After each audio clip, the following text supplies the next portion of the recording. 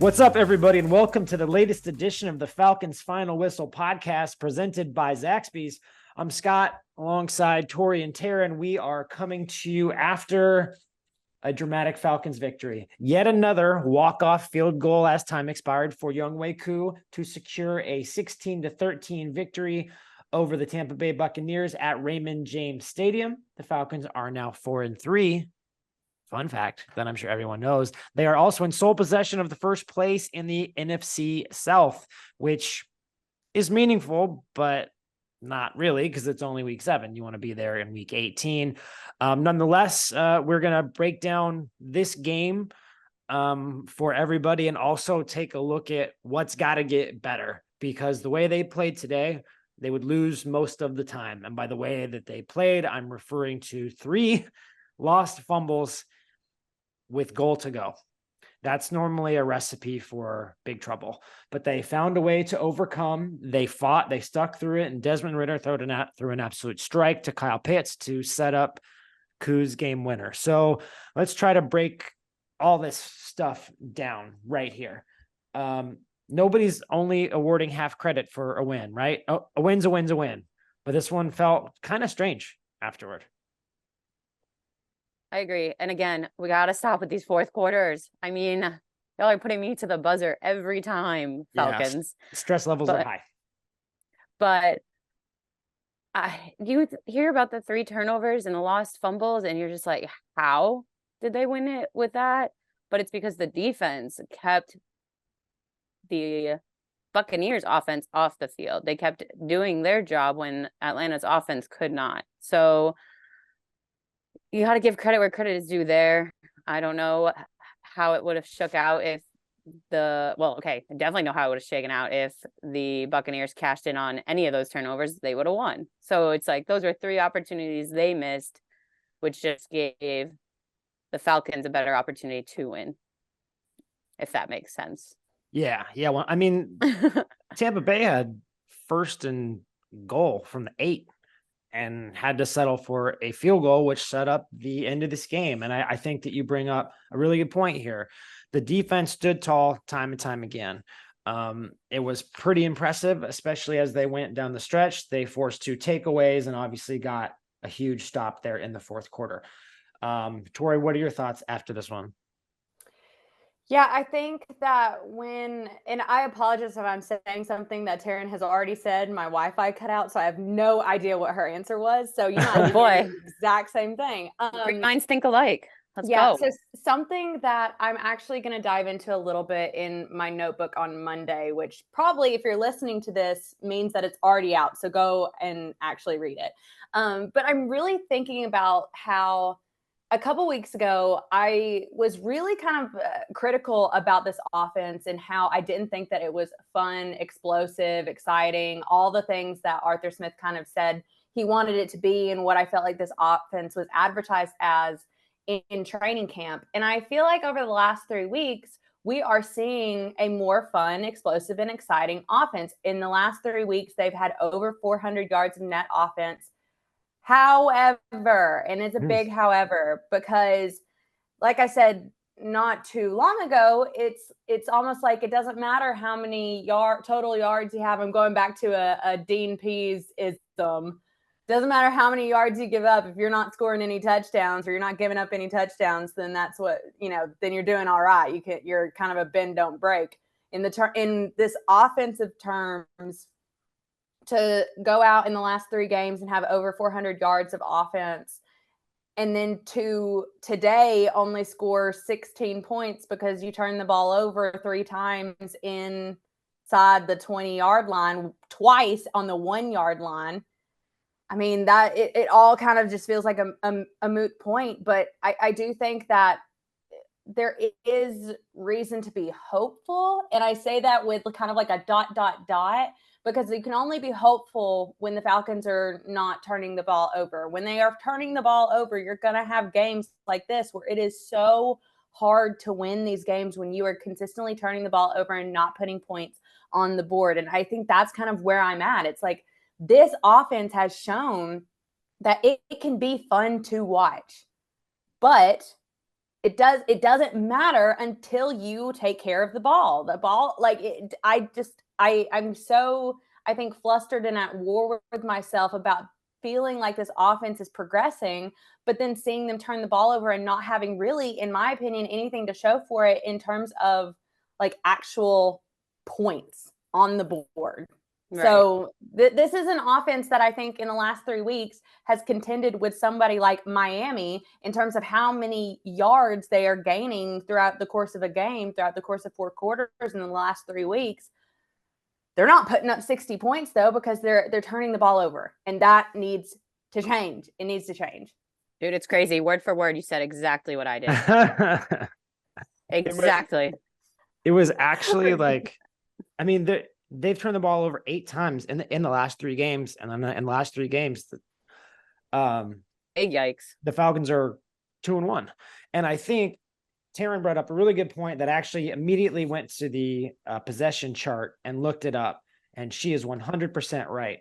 On the 3 fumbles, one in the second quarter fumble, end of half, so the Tampa didn't score there. They fumbled again in the third quarter, and that led to a punt. And then the fourth quarter, Baker Mayfield threw a pick. Richie Grant got the ball right back. If those things, the one advantage, if you can look at it this way, is that when you're turning the ball over at like the 1, they have a long field, right? And this defense has proven consistent enough. Like, look, they're going to give up some first downs, but I think that, but not over a 90-yard drive, And I think this defense has been really good. The fact that they got takeaways, this pass rush is kind of getting active too. I think all those things are real positives that if we're looking at what the defensive performance was, I don't have a ton to be critical about, except for that one explosive play by Mike Evans. I think AJ Terrell shadowed him virtually all day.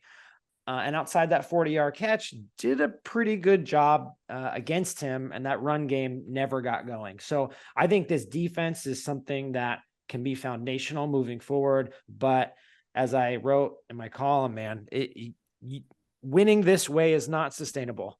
Winning this way or playing this way, in my opinion, is a recipe for 500 football, right? And they've been hovering around that the last 2 years, 7-10. If you can go to 8-9 or 9-8, I don't know if that's going to cut it. And I think ultimately they're going to have to get these things figured out. Now, what did everybody make of? I mean, I think Jake Matthews said it. Arthur Smith said it. It's like, winning is hard in this league. We're not going to give it away. We're not going to take half credit because some things didn't go right. And I do think that that's true, but I think even reading Desmond Ridder's transcript that he acknowledges it, protect the football at all costs. He's not doing a good enough job of that right now. Yeah. I mean, I think that, I'll give the Tampa Bay defense the first fumble. I thought that was a good play on the ball. I thought they got to him right as the ball was kind of going back. It pops out, football play, whatever. The problem with the snap exchange at the 1, that's worrisome. And then, of course, as he's going in for a touchdown and loses the ball out the back of the end zone, I mean, even he was kind of like, yep, that's unacceptable. And I need to be taking care of the ball better. I mean, when you look at it, are all the turnovers that the Falcons have sustained and accumulated over the last 3 weeks Desmond Ridder's fault and Desmond Ridder's fault alone? No, it's just not. Like, there, you go back even to the Texans game, even though they won that game, Desmond Ridder played as good as I think we've seen him play all year. And the Falcons still lost the ball on 2 fumbles that were from, I believe, Younghoe Smith and Bijan Robinson. Not, don't want to catch any strays there, but it's just the reality. And then I do think that there were a lot of miscommunication issues against the Commanders last weekend that played, I do think, a part in maybe 1, if not 2 of those interceptions that Desmond Ridder threw. But so it's not, we can't just say that this is all on Desmond Ridder's shoulders. Like, does he need to be better and taking care of the ball? Yes. But with this being his 11th game in the league, I do think he's still experiencing some growing pains. But even in that, I think that the Falcons are really one statistical category away from being, going back to what I was saying before, from being a team that I believe is can be a good contender against some of some really good teams in this league, and that's in turnovers. Every other statistical category. I mean, even today, I know we've been talking in recent weeks about the Falcons like not running the ball at the clip that they normally do. Well, today, Tyler Algier and Cordarrelle Patterson looked like what they did in 2022. And so I don't know, you kind of take the good and the not so good right now, and you hope that the not so good, which is this one thing about turnovers, can be fixed, because I do think this is a very, very different team without those turnovers. Yeah. Things come in threes. They did the 3 interceptions, the 3 fumbles. Like, what's next? There isn't another turnover option. I mean, 3 touchdowns, I think they would definitely take. And as we're looking at this run game, right, they ran the ball 38 times for 156 yards, and without essentially Bijan Robinson. And I would say without, he had 1 carry. Yeah, he had 1 carry, 1 touch, kind of dealing with some issues that Terrin wrote about postgame. Yeah, he was in the locker room afterward, and he owned up to the fact that he had a lingering headache. It started Saturday night and just bled in severely into Sunday. And it was never a question whether or not he was going to dress, because somebody asked him, like, well, did you ever debate just being inactive? And he's like, no, like, we were going to warm up, see how I feel, et cetera, et cetera. But even during those warm-ups, he's like, it's not getting better. It's not alleviating, et cetera. I already said, et cetera, et cetera.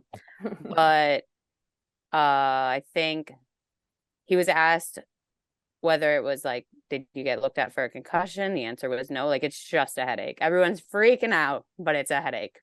But Bijan Robinson, newsflash, is human and gets headaches. Like, it's probably, and that's the thing, is like all the people being like, oh, I don't. That's it? Just a headache? Just a headache. Like, have y'all ever had a migraine? Right. Have y'all ever had a migraine? Because, I'm down for the count if I get one of those. I'm surprised he was out there if it was that bad. Right. Yeah. For him not to play, I mean, it had to have been pretty significant. Mm-hmm. I think but he said it'll be good for next week. So, like, it is what it is. I think it's best to rest him and not push it, where he could get either severely, maybe not injured, but like sick. Right. Where mentally it's just taxing and worse. And that's when mistakes happen too. We really haven't seen much of Patterson this year. He was hurt, obviously, the first couple games, and hasn't really been used very much in recent weeks. 10 carries, fifth. Can I say the number 56? My goodness. 10 carries for 56 yards. I thought he ran strong. I think people forget that he is a huge dude at 232 pounds, and he runs in an aggressive style that I think was impactful against a pretty good Tampa Bay front. Yeah, I think it was good to see him get involved. He wasn't really involved in the pass game very much, but this team is better when CP is rolling. And I think that for the first time all season, and it's week 7, you saw the type of impact player that he can be. We've said before that Bijan Robinson kind of just like glides through defenders, and then Tyler Algier's the bowling ball. Cordarrelle Patterson is a rhino. I haven't seen that boy play that often in person since this is my first season covering the Falcons specifically. I had in bits and pieces beforehand. And I was shook. That is a giant man just bursting through people and like pushing them out of his way, throwing elbows, and like, dang, he could get to the front of a concert crowd in no record time. Terrin needs him at Pitbull concerts. Oh, CP, I will pay you. I don't know if I can say that. Gets you right up to the front. Get me right up to the front. Yeah. So it's weird, right? Because you're talking about a win. You're talking about good standing in the NFC South. You're talking about as big of a game, the first road win since week 3 of last year, the first road division game since December of 21. This was a big deal. And I think that the tone that we're setting here is appropriate, right? Good. They have every reason to want to pat themselves on the back for finding a way to win. Desmond Ridder was at his best in a critical moment. We've seen that before. Those are positives. But again, you ain't going to live a long time doing it this way, especially, we're just seeing so many turnovers, right? Not everything is about Ridder, but it does make you wonder, dare to dream maybe, that if they can fix the turnover problem, to Tori's point, this team could be pretty good. Like right. top 10. My point good. exactly. Yeah, my point exactly. Because this defense has shown up from the jump of this season. They've been really, really good. Even when things are not going good, this defense has been good. You know, Younghoe Koo, he missed that one kick in the very first, what was it, very first week? Or was it week 2? I think it was the very first one. Yeah. Very first week. Correct me, people, if I'm wrong. But after that, he say that. I know, yeah. But after that, he's been as clutch as we know Younghoe Koo to be. You feel confident him going out there to have a 51-yard walk-off, essentially. Wasn't that his 8th game winner? I think so, because wasn't the other one his 7th? 8 usually comes after 7. So right, I think we're right. We're right. I hope so. Math, it's hard. But for real, I those like Younghoe and the defense has been so good and so clutch and everything you want them to be. You're just kind of waiting on this offense. And I think that makes sense because you look at the way that both of these units are constructed. This defense was built around veterans off the free agency market, proven veterans that they paid a lot of money for. And this offense is built around young skill pieces and then filled in with the Matt Collins and the Jonnu Smiths and everything and then the offensive line.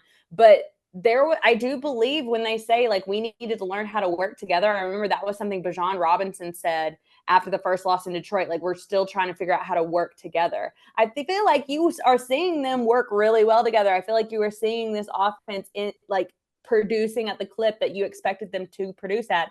But again, I'm not going to say it means nothing because I do think it means something because again, if you fix the turnover margin, if you fix the turnover battle, if you start taking care of the ball, you feel differently about this offense and its production, and you probably win in Tampa Bay by 3 scores. Like, let's just say it for what it is.